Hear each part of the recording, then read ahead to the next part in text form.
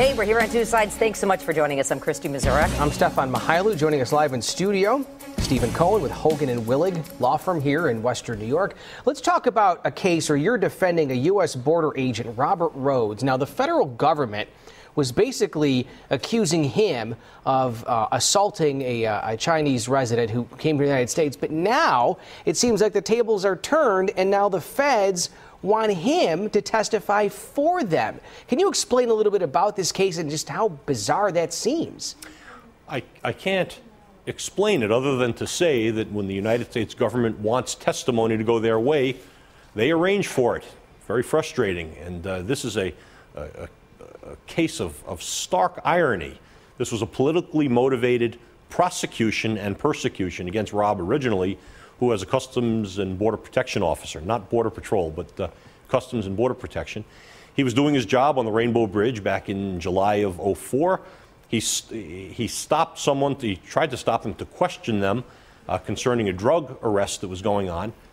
This person and her two friends ran. When he caught up to her, she fought, she bit, she kicked, she scratched, she punched, she went for his gun.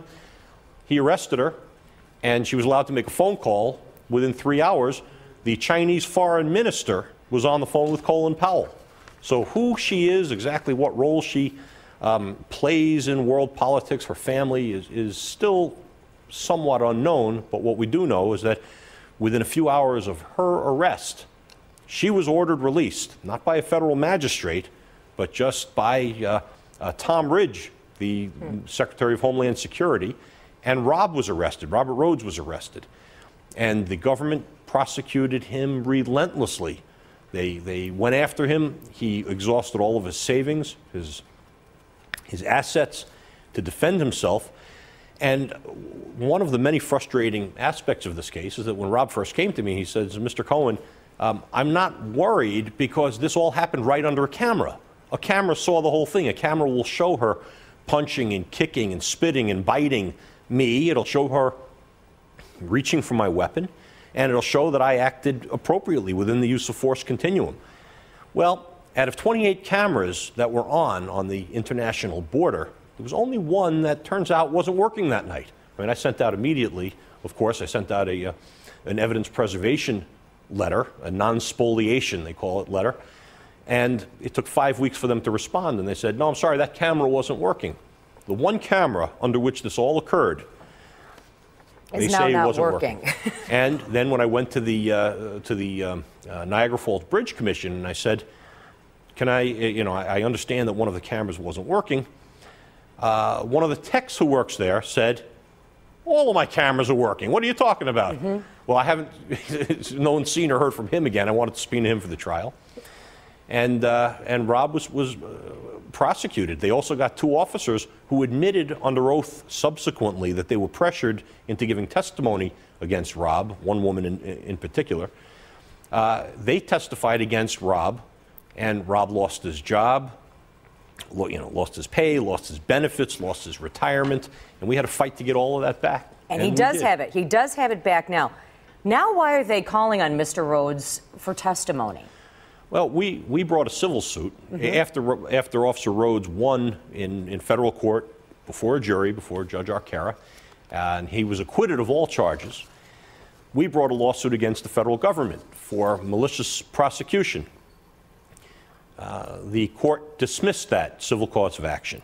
The moment they dismissed it, Rob gets a phone call from the United States Attorney's Office that says, okay, now that that case is over, we need you to testify because Zhao Yan, the Chinese national who you were accused of beating up, she's suing the government, so we need you to testify. And all of a sudden, Rob's testimony is key to showing that he acted entirely appropriately, entirely consistently with the use of force continuum. And it's really remarkable that this has come to pass. You use the phrase remarkable, but is it a little hypocritical? It's not a little bit. It's the stuff movies are made of, to be quite honest with you. Massively, absolutely massively hypocritical. Now, Rob is only too happy to continue to tell the truth. He's telling the same story now that he's told from the very beginning in his administrative hearings to get his job back, in which we prevailed when we had an independent arbitrator, the same story that was told at every step of the way. He's telling it again. This is what happened. This is what I did. This is what she did. This is how I responded, and it was appropriate. So he's not being asked to lie. He's just, but the fact that the government is standing beside him and behind him with a story that's contrary to their criminal prosecution and their civil firing is something that I have never seen before. Do you think the U.S. Attorney's Office here in Buffalo was obviously caught between a rock and a hard place because this decision was coming from high up? Tom Ridge, I mean, it didn't get any higher back then.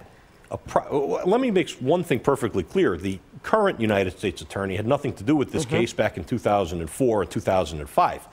It was Mike Battle.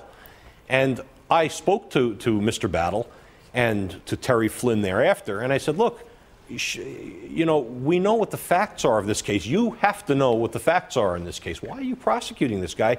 You know that Zhao Yan's going to be suing the federal government. She already is. So you're going to be put in a tight spot. And the response I got was, we have to take these cases one case at a time. Right now we're focusing on the criminal case. Well, a job of a prosecutor is not to obtain convictions. The job of a prosecutor is to see that justice is done. Now we have prosecutors, U.S. attorneys, who are in the same law firm, if you will, the same U.S. Attorney's Office.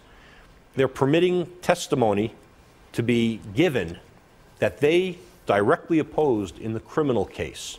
There's an ethical issue that has to be explored, and it is being explored. Well, keep us posted, sir, on any kind of developments or things of that nature. It's a fascinating and interesting case, to say the least, at Stephen Cohen, Hogan and Willig Law Firm. Sir, thank you so much for joining us. That's how you get in touch with us. We'll be right back.